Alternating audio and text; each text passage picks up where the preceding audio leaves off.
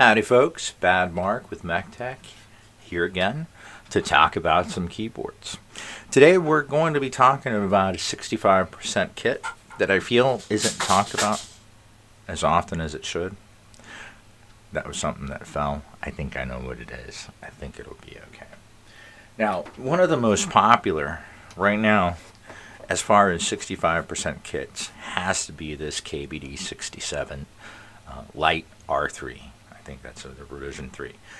This is a great board. It is a great kit that I believe starts at either 99 or 129. Originally it was 99, but now it's either 119 or 129. Comes with a decent amount of gasketing. It is a gasket mount.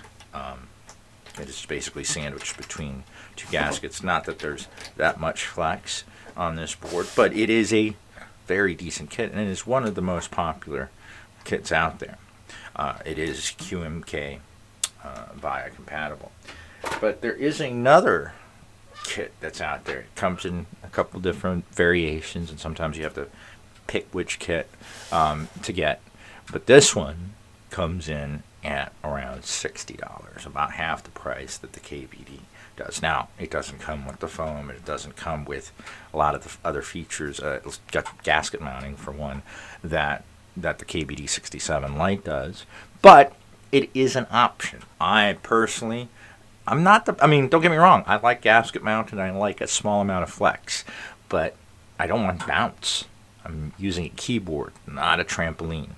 Anyway, this is the BM65RGB, and this is the kit that I bought. Comes with, it's called aluminum, really feels heavy like steel, but it's almost like a edged tray for the plate. It is quite solid.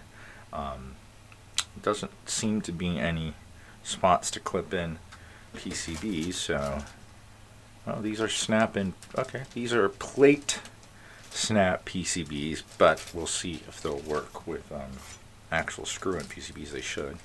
And these appear to be, oh wait a minute, these do appear to be, oh no, those are feet. Okay, these are for the feet. These, I don't know if they're gasket or not. I'll have to take a look. I don't believe this has a gasket style mounting. Now this is I believe a two-part case. Has the clips on the back so it can be unsandwiched. That's should be pulling out a spudger here. I'm doing this so I don't break anything.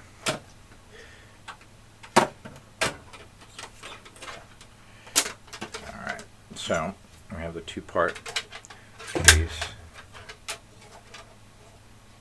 and looks like we got only a little bit of room down there for modding. I think before we do a silicone pour, I think I'm just going to try to just really quick cut out some foam, put some velvet in there, just for a real quick build.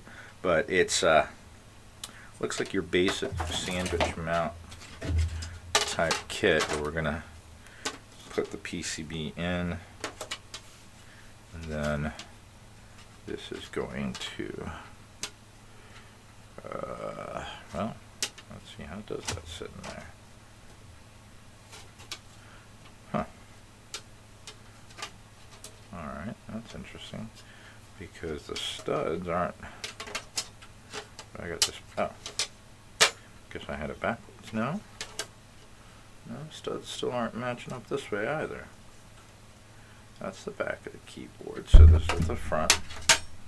So, huh. What did they send me? This is not the plate for this keyboard. It doesn't go in this case anyway. Alright, so I'm taking a look. I went online real quick. Obviously, KP Republic are in a different time zone than we are. So, I don't think I'm going to get any help from their support. But I did see a picture that did include this plate, but instead of it, I don't know if you can see, it has like a tray. So anytime I've seen plates like this, they go this way, or this way. But the pictures that I'm seeing show the plate in the pictures. It doesn't show that in the case. It just shows the plate, but it shows it like this. And usually promotional shots are done, from a top-down view. And I did check, and turns out that 2 of the stud holes do line up. Now, there are 2 other studs, which I'm guessing are for the PCB, that do not. But this just seems to sit on top there, so I wanted to give this a shot really quick and see, maybe I do have the right plate. I was assuming, oh, here, look at me trying to put it in backwards. Alright, so this does have the USB-C not on a daughter port, but right in the middle, right there, in a somewhat precarious situation. So we're going to have a very limited amount of room of what kind of mods, or how much room we have for mods in there. So obviously we need to line up with these holes first. Let me get these boxes out of the way. So I want to line up with these holes here and here. Those are those 2 studs that are, but also obviously we need to make room for the studs. Okay, so it looks like it snaps into place. The USB-C port is coming through, but as you can see, there really is very small amount of room below that. So I still may do a silicone core, but it's going to be a very minimal one. But so then that means this sits like this on top of here. Alright, so I was incorrect. That's why I stopped the video. I thought that was it. I thought, man, I got the wrong board. I had the wrong plate for this board. But this appears to be the way that it is. So what I'm going to do is, not to bore you guys, I'm going to go ahead and do my custom. I think I have enough room. I should have enough room. It's just weird. Honestly, just stock. I guess we could, I don't know if I want to do just a stock, but that's literally it. Because it didn't come with any screws. It did come with plate stabilizers, but these are clip-in stabilizers. And I wanted to see, because if I can use clip-in, I should be able to use screw-in stabilizers, and I'd prefer to use screw-in stabilizers. Yeah, they look like they would work just fine with screw-in stabs. So let me do this. Off camera, I'm going to go ahead and just pour the tiniest amount. Obviously, as long as I don't go over the ridges and I stay within the compartment, I'm going to tape off the feet there to make sure that none of that leaks off. It does come with these plastic, I like to call them rubber socks. If you do use these often, I do highly recommend that when you put these on, you just put it, if you're probably not going to take them off again, put a dab of acrylic, of super glue, acetate glue, whatever it's called. These are these little socks right here. Oh, these are sticky already, but see, alright, they have an angle. So you want to match up the angle with the foot, and you're going to slide them on in there. Like I said, I like to, because they can come off, as you can see, quite easy. I like to just add, I usually have a tube right here. Just add, I don't want to do it right this second, but just add a little bit of super glue to the flat parts of the plastic. Let it sit on there for at least 30 seconds so that it dries. Then make sure you have it lined up. Try not to, do it too many times. And it does have those little tabs, as you can see, that are actually go into those holes, so you can actually put a little drop in those holes as well. But let it dry for a little bit, air dry, and then slip them on. Like I said, I need to set up a spot. So, and make sure, like I said, you'll see that's got a little bit of an angle. So you want to make sure that you match up the angle when you pop these in there, and try to do it in one fell swoop once you got the glue in there, so that they get in there and they stick. That way you're not going to lose them, because yeah, that sucks. I've got a 3D printer, and even with TPU, but if I don't take the exact same, the exact measurements, and that's scanning that item, it's better just to measure it. But still, it would be a pain in the butt to just replace just those two things. So it looks like the others are sticky little feet. I thought they were maybe gaskets, but they're not. They're rubber feet for these spots right here. Like I said, I'm just going to go ahead and do just the most basic of modifications that I do on pretty much all my kits. I don't even have room. I mean, yeah, I don't want to bother putting the weights there because it could interfere with the USB port. So I'm just going to do silicone. I'm going to go ahead and screw in the stabilizers, and I'm going to go ahead and do my strip foam to the and then I got to remember that it's basically on the bottom. This is the bottom, so this is what's going to be on top of the PCB. So this is where I need to put everything, and obviously because these are this is where I need to put everything. I need to make sure that I'm on the right side. So this is what's going to be on top of the PCB, and this is where I'm going to put my my neoprene strips. And because we already have space for the screw-in stabilizers, we should be fine. I'm going to put one in, and one screw in, one set, and make sure, because I actually have a set that I prepared for another board. It turned out that it didn't work with them. So yeah, so I got to remember, we're doing this is the way it goes in. All right, so yeah, so I'm just going to do the silicone. I'm going to go ahead and put in the stabilizers and pads onto the board. Oh, this does have RGB underneath, so I guess a translucent case would have been nice, but not a big deal. But in the future, maybe I could 3D print me a translucent case. But this is RGB, I mean QMK and VIA compatible. I believe both, or just VIA. But I know at least VIA, maybe QMK as well. But for the price, so far, like I said, it does not have the accoutrements that the Kbd67 Lite does, but it is half the price. So I'm fairly confident that we're going to be able to get a good sound out of this board, and we're going to be happy with what we get out of it. It's going to be interesting to see this all put together.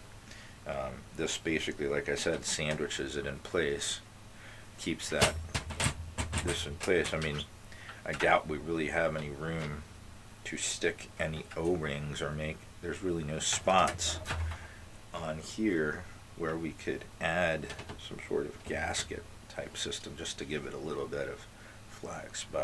And this is a steel plate. Now the kit didn't mention, but I'm pretty sure this is a steel plate.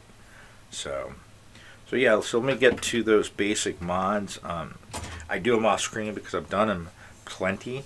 On other ones, though, I may one day just do a specific one for just that, so I can always just point, well, if you just want to see how but it's, I mean, I'm just mixing the two-part silicone. I kind of guesstimate the levels. I'm not going to be using more than 40 to 50 milliliters, I would guess, and that's probably too much for this because mainly it's going to be these 3 compartments, these 6 down here barely are going to have any space for anything. I don't want to take a gamble with going even too close to those lines because then I may have some fit issues, and I still also want to be able to, I'm going to tape the back of the PCB with some masking tape and probably give it 3 layers. 3 layers should be enough. And since I'm not using the underglow RGB for right now, and there's no reset button that I can see on the bottom, and this probably just has the standard escape or space bar. I'll plug it in to get to the reset mode because I don't see a physical reset button. You know what? Since it's only 6 RGBs, 1, 2, 3, 4, 5, 6. I may just cut it out. Just why not? I mean, just in case I decide to. Yeah, I think I'll probably cut it out. So it'll take me a little bit longer. But like I said, I'll come back to the video with these changes, with these improvements. I want to get kind of as close to the KBD. I mean, I know it's not going to be exact, and we're not looking to be exact because obviously we're working with a steel plate. Let's see what we can get out of this. So I will be back shortly with the next steps on this build. Alright, so now we've gone ahead and done our modifications. I've added some neoprene foam to the plate. Now, I did first think that I actually had the wrong plate, but it's backwards. This would seem to be the top of it, where I thought this would have been the bottom. So this is what actually goes against the PCB. I've done 3 layers of tape to the PCB. I went ahead and made cutouts for the LEDs, as you can see, and obviously for the studs in the case. And I've gone ahead and done a silicone pour in here. The only other thing that I want to add to it is some, and of course I don't have it right here, is a sheet of velvet. So let me go cut that out real quick. Alright, so instead of the velvet, actually I wanted to try this. This is a old school felt. I've used felt in the past for many things, arts and crafts. When I played acoustic guitar, I used to stuff felt into it to get a deeper tone, especially when I was using nylon strings. So I think that this will help, even though it's tiny.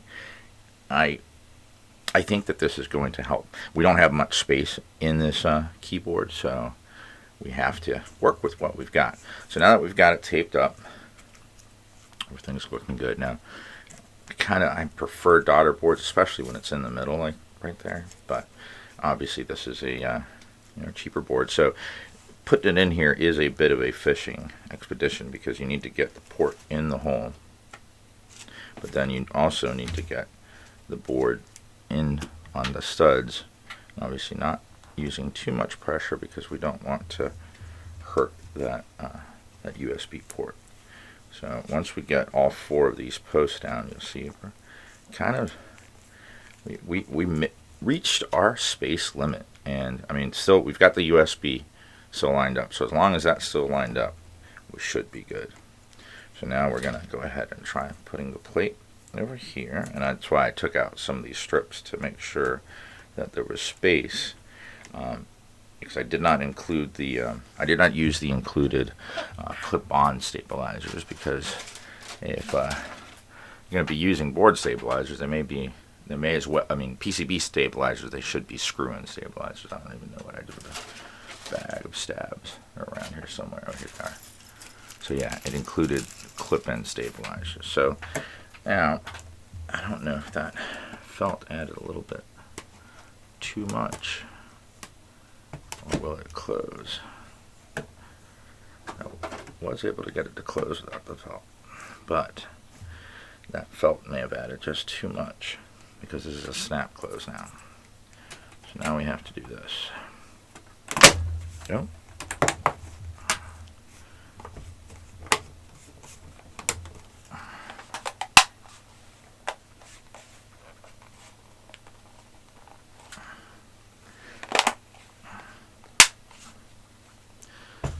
So we have been able to snap it closed for the most part, except for the front right here. Oh, looks like we've got it. Huh. Nice. All right, so we can go ahead and put the feet on, since we didn't do that before. It's tight in there, but we should be okay. Now, so what we're gonna try in these are some of these switches. These are the Ajazz Peach. They've been lubed up and they are ready to go. Actually, let's plug her in real quick. I think we've got a USB around here. Let's see what kind of RGB she gives. Ooh, nice and bright RGB. All right. Let's go ahead and put some switches in, you dear.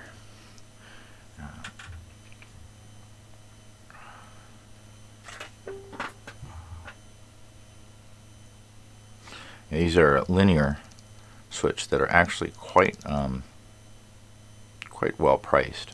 I believe they're about the same price as Akko switches, roughly.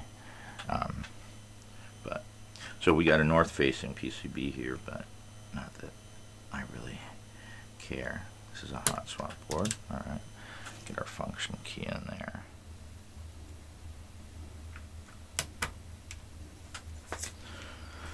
All right, now let's pick some keycaps. All right, in keeping with the pink theme, I decided to go with some Dark Olivia keycaps. Oh, yeah, let's go ahead and make a mess there.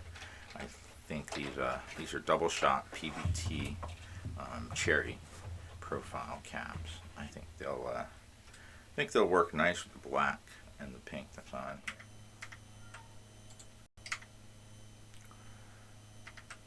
All right. So there is our board all put together. Next, be right back with the sound test.